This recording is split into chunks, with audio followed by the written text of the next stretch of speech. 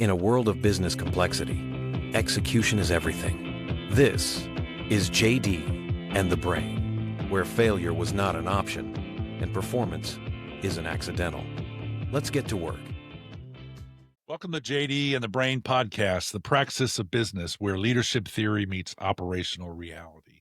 Because performance doesn't happen by accident. I'm Dr. T. Wiles Fowler, author of the CEO's Stamp of Approval, a leadership system designed to drive performance through support, teamwork, aptitude, and morale. And joining me today is my co-host, JD Cecilia, a former Army Ranger and military intelligence officer working in the special ops community, and former SES leader with the Department of Defense. Together, we've led and transformed some of the most complex organizations in the world, including the Pentagon. We bring over 8 decades of experience studying the one system every organization depends on, but few really understand. That is the human system of leadership. In business, we talk about strategy, culture, innovation, but the real battle is in the space between ideas and results. That space is called praxis, Praxis.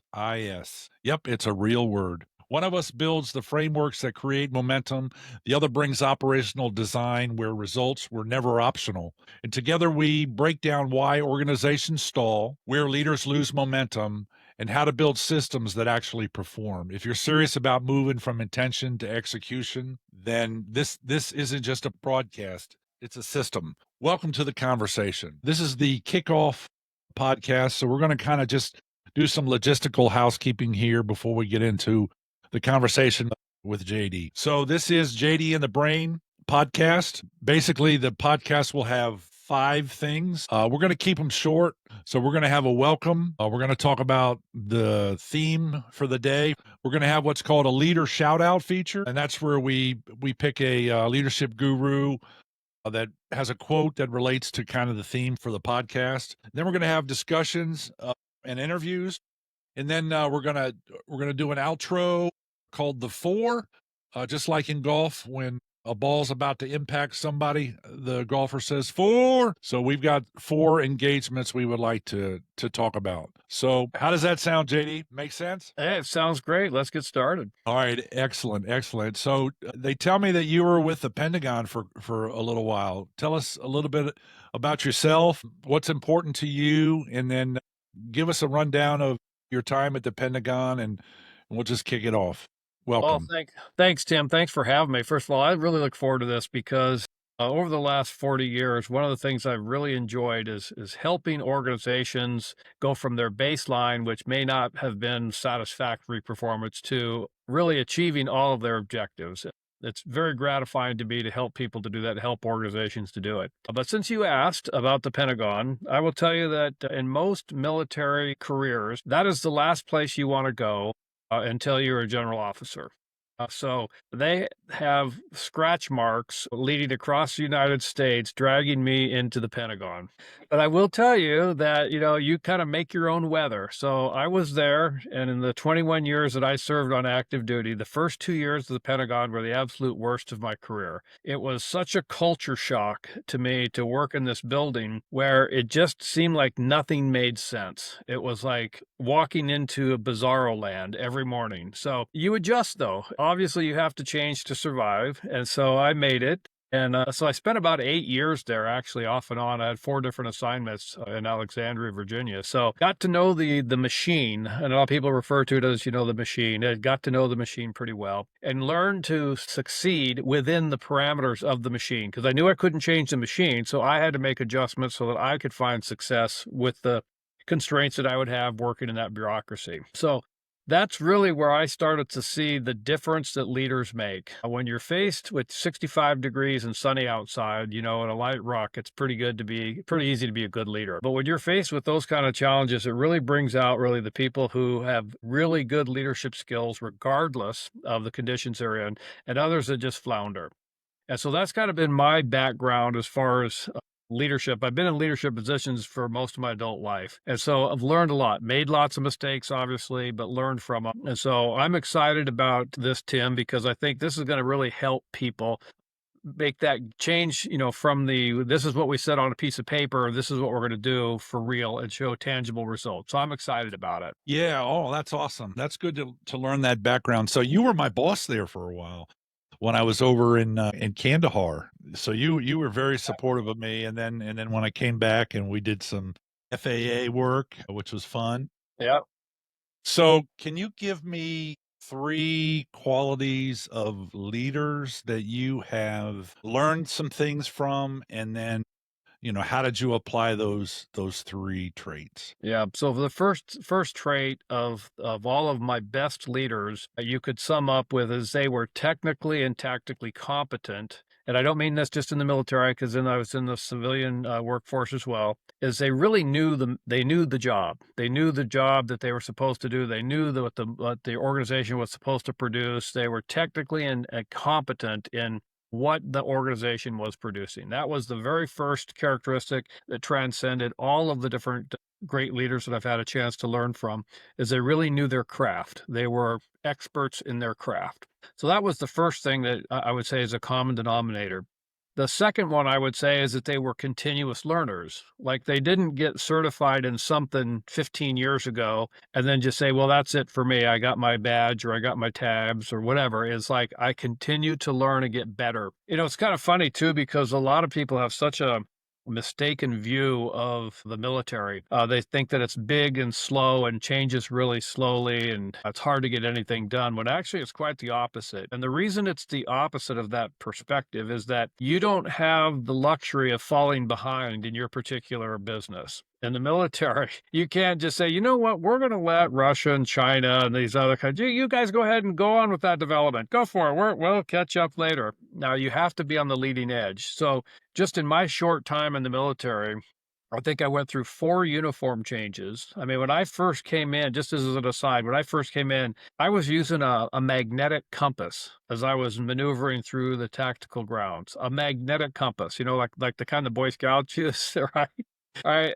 I went from that when I first came in the military to running an operation in Bosnia where I had direct feeds from all of the 3-letter agencies, all of the national assets, into a tactical operations center. It was incredible, the changes that I experienced. I think the third one, you just asked for 3, I could give you many more, but the third one I would say is that you absolutely lead from the front. And I know that sounds a little bit cliche-ish about, lead from the front, but it's so true. I learned at an early age that you were the first one up, first one down range, last one to eat, etc. You led from the front and by example.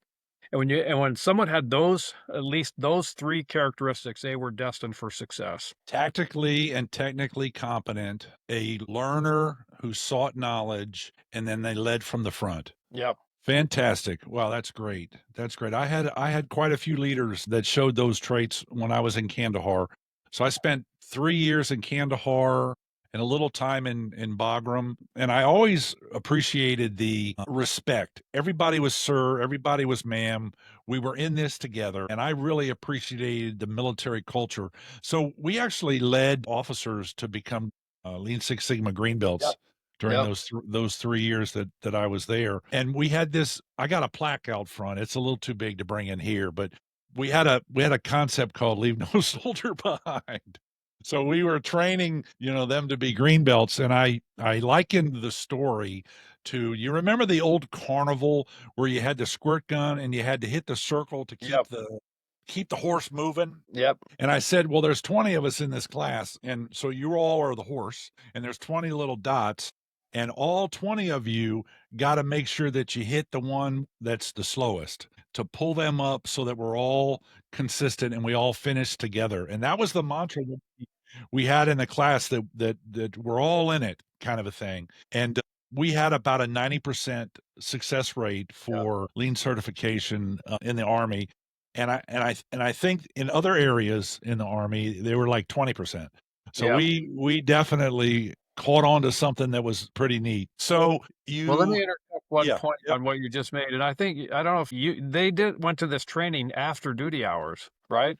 Did, yes, it You was know, that's what I'm talking about right there. That is someone who's leading from the front by saying, "I'm not just gonna quit at the end of my day. I'm gonna continue to learn by going to classes after I put in a full day in a deployed situation." To me, that was very impressive. absolutely, and it's interesting, I get probably a note every quarter from one of those 250 students that say to me, "Tim, I had no idea that that little silly class that we went to taught me the scientific method, and I've been promoted 3 times. I'm a Yeah, master black belt now." yeah.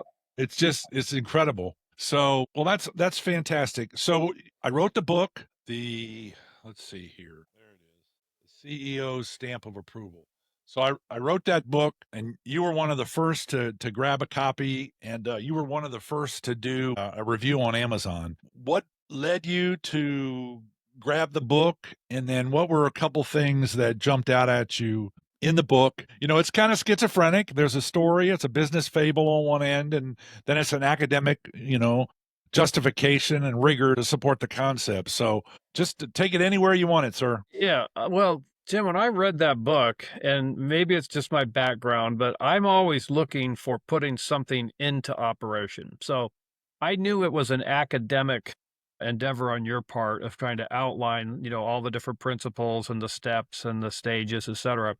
But when I read it, I said, how would this work in my situation? Or how would it work? How would it have worked in a previous situation that didn't go as well as it could have? So as I read it, I was simply mentally putting it in operation. And so I found it very helpful that this is another perspective. I've been a trainer for many years. You start as an officer, you're a primary training officer at age 22 years old. You know nothing, right? But you have to do it.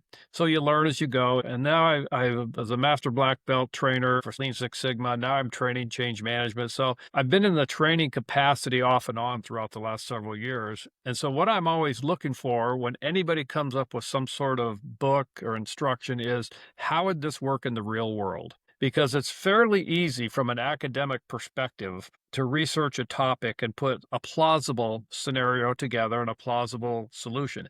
But until rubber hits the road, I'm not sure that's actually worth it. So what I was doing when I was reading your book is I said, I know this would work in this situation because I've been there. Or if I'd have done this, it would have worked better.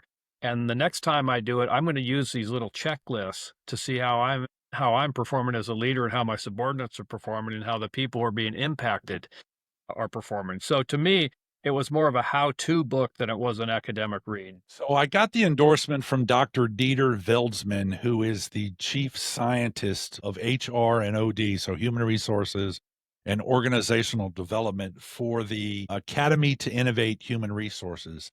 I think it might be, top 5 virtual training, HR training organizations in the world. I was quite surprised that he read the book and he gave me the endorsement. One of the things he says in the longer forward that he wrote is that he could see himself as a character in the Yeah, story, fair enough. just like you said, and was able to apply some of the concepts to real life. So I was really grateful for him for joining the team, so to speak, and giving that front cover blurb in the forward. So the stamp of approval for you guys that are just listening for the first time, it's an acronym. STAMP, and the S is for support, and that's the leadership and the flexibility and leadership that JD talked about. And then T stands for teamwork, and that is really the human resources interventions. I call it the dyad. When you have an operational leader and you have an HR manager that work together, they can place people appropriately, they can train people and move them to greater heights. And then the A is aptitude. That's the ability and the willingness to learn new things. And then M is morale, because one employee has got to relate to other employees. We work in groups of, employees all of our careers. We go to class with other students, and you got to learn how to get along with people. And those are 5 inputs: leadership, human resources, aptitude, and morale, the interconnectedness relationships of others that kind of drive that interdependence that hopefully result in performance. And so many times we chase metrics and we focus on, measurables, and we try to force it or try to hold somebody accountable to fix things. But when the system is right, when the inputs are right, the outputs will take care of themselves. So the whole concept of the book is focus on the inputs. So in your military career, how were you able to improve metrics by looking internally at your inputs? Well, first of all, and this is another kind of misconception about the military, is it's a very competitive field, particularly in the officer corps. Only so many can get promoted, only so many can get sent to advanced schooling, and only so many can get, what they would call career enhancing assignments. So everybody is vying for those same few slots. So you get measured essentially on every aspect, physical fitness, academics, marksmanship, all of it. It's all measured. And the senior leaders have all of your files in front of them, and he rack and stacks or she rack and stacks. And so you're rated and graded from day one. So the first thing I would do when I was in assignment is I would ask, what are the things that my organization will be measured on? Yeah, and that was one of the first things I learned, is find out what are the measures of success for my particular position. What are my soldiers going to be measured on that would say that we did a good job? And once the leader of the organization made it clear how you were going to be rated, it made it very clear to me what I was going to focus on is for my soldiers. Like, for example, I had a counterintelligence and an interrogation platoon. One of the things that they were rated on was their language capability. We had category 4 language requirements, which are the toughest of all the languages. And so one of my first goals was, we're going to be the best and have the highest scores of language proficiency in our organization. So I rearranged everything that in the old way was, well, if something came up, the first thing that got cut was language lab. I said, no, that's not going to happen. Language lab is a priority. You're an interrogator. You have to know your language. You have to know your craft. So you will not miss language lab. So it was reprioritizing kind of the way things had been, so that the things that mattered were the things that got measured. And so it was a natural coming together of prioritization of what the organization was being rated on and what we focused on during the day. And so we actually did. We led the organization in so many different categories because we prioritized what was going to be a measure of success. So again, the short answer to your question is, I would ask my senior leaders, what is it that you're measuring and what matters to you? And then that transcends down into what matters to me. Thank you. When I was at Ford Motor Company, we had this thing called the Integrated System Review, ISR, and it was 10 elements of continuous improvement, process improvement. It was leadership, material flow, work group empowerment, indirect materials, quality. There were 10 elements, and there was literally an encyclopedia of books. Literally, there were 10 books, and they were about a half inch each, okay? And we had to implement this. The plant managers had to implement this. So I started to learn about inertia, friction, and momentum. All right. They wanted us to get to a level 3 within a year. And there were no plants other than Cologne, Germany, which built the Jaguar, that had reached higher than a level 3. When it came around to my plant, which was kind of a flagship plant, we were the Lincoln brand, I had met with the plant manager and I said, here's your list of encyclopedias. And he says to me, he goes, well, I have my own business to do. I'd look at safety, quality, delivery, cost, and production. Those are my priorities. And Tim, your stuff is think tank future stuff. And then we have this group called the UAW, and they have their own programs. Okay. So how are you going to take these 3 systems and make them into one? Because I can't manage more than one system. This is what the plant manager had been there for 30 years says to me. So he says, you got to go and align these 3 different discrete systems into one system. And you got like 2 weeks to do it, because you're going to fail if you can't do that. So it was interesting. I took the criteria that plant managers were judged on, safety, quality, delivery, cost, and I matched the lean tool to the particular category. And then there were UAW programs that had been in place for 50 years, like Sharp, safety focus. So I binned those UAW programs under the tool, which were binned under the metric. Okay. And we put it on one sheet of paper, and it was logical and it made sense. And you could physically see the plant manager in the UAW chair. I mean, you could just see that hey, we could do this. This is one way we can manage the business. Long story short, we got the highest ranking plant in the world the first time we did it, and we made it really visual. So I'm a total right brain. I'm a big picture guy. I'm a macro thinker. I look at fits and transitions. And people in the Lean Six Sigma world, God love them, they're watchmakers, and I'm kind of Yeah, like I'm kind of like the Rolex marketing brand guy. So You know, let me add one thing that came to mind. What you did, Tim, is one of the things that I really am impressed by your approach. You did something that very few leaders actually do, and that is they ask the impacted person, the one that had 30 years of experience, tell me what your thoughts are. How does this feel? What does it look like to you? What could we do better on this? So you took input from 30 years of experience and mapped it so that this person now believes you integrated all these books into 4 simple things, and like you just said, you could just feel them exhale. And I'll tell you the second thing that happens about that is they walk away from that conversation with you and they'll go back to the lunchroom, break room or something and say, you know what? I've been here 30 years and this is the first time somebody ever asked me how we could do things better or do differently or how this change was going to impact me. It's very impressive, Tim. Once I learned that trick, I used it all the time. The second thing it does too is it reduces a natural reaction to change, which is resistance. If you'd have just done this in your office all by yourself and launched this thing, they would have hated it and they would have resisted it and it would have been a failure.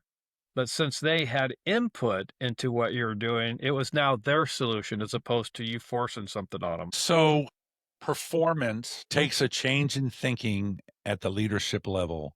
When leaders see performance-minded resources like Lean Six Sigma Master Black Belts, consultants, when they see those type people coming, their thought is, And they run. no, they got more noise for me to manage and Yeah. one more thing for me to do. So I always tried to say, look, you're doing 90% of this stuff anyway, and let me show you where you're doing it. Oh, really? Yeah, we are. Yeah, you're good at this stuff. I've got maybe 10% more I'd like to, throw in the mix and see what you think. And then they start to develop some ownership to it. So we'll continue the Ford and Kandahar and the military and the Pentagon experiences throughout all of our podcasts. So any last minute closeouts for today's kickoff inaugural podcast? I think the only thing I would close with, based on both of our recollections of the past, is how important the human element is. No matter how good the solution is, if you don't include the human, the human aspect, the impact that this change or performance is going to have, you're probably going to suboptimize your results. So in all of our experience that you just talked about, it was the human element that made a huge difference. Well, thank you, sir. Appreciate you being being with us today. So before we close, we're going to leave you with what we call the 4. Our approach to engaging leaders who are serious about execution. 1, the book, the CEO's Stamp of Approval. It's a performance system built to align leadership, talent, and teams. So we would recommend you start there. Number 2, we drive executive sessions. We don't just run retreats. We push momentum. Number 3, academic partnerships, bridging leadership theory to real-world application. Students love the book's story and appreciate the rigor that supports it. And 4, thought leadership, how organizations can overcome inertia and friction, because performance doesn't happen by accident. It's built through support, teamwork, aptitude, and morale. If you're serious about results, start with the book and then contact us at businessleadership.com, or you can call me 440-728-HELP. Let's get to work. We'll see you next time on JD and the Brain. Support the mission. Align your team. Build capability. Leverage Teaming Plus for alliances. Because performance doesn't happen by accident. This has been JD and the Brain.